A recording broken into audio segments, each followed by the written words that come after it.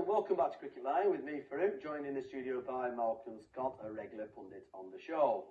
If you've got any thoughts on what we're discussing and the questions that are on your screen, then do give us a call using the number on the screen. Love to hear from you. It's a cheap rate number, so you've nothing to worry about as far as the phone bill's concerned.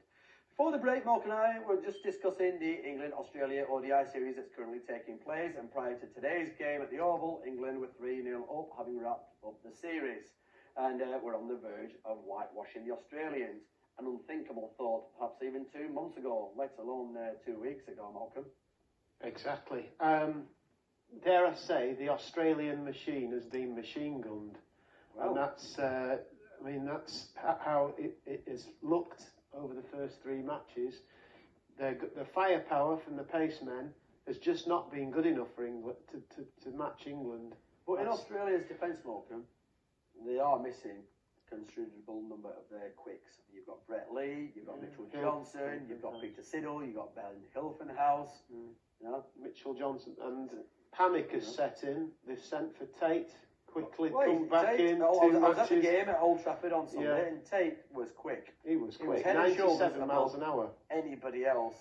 And I think it's fantastic to see someone like Tate playing international cricket, because quick bowlers, you know, are becoming less and less around the world because of the exposure to injuries, and as a result, you know, they're playing 20-20. But Tate steaming in, or someone like Shoaib Akhtar steaming in, or Malinga steaming in, it's fantastic for the crowd. You've got the batsmen ducking and diving. You know, the game has become too batsman friendly, as I keep saying, week in, week out. And just to stick them on the back foot, Kemar Roach yesterday against Jack Callis for the West Indies went a little bit too far with the exchange of words, shall we say, but it was good to see the aggression and the pace with which he was running in. And, you know, going back 10-15 years, that was everywhere, but you don't have the quicks now. And Tate, breath of fresh air. Absolutely, I'm not arguing with Tate's quality. Tate is a quality bowler, but the fact is, they've picked a squad to play this series against England, which they felt confident was going to beat England. But now they're twitching in panic. Heck, what are we going to do? Let's get Tate called in quick. Well, they've only called in because Nathan Horrocks was injured.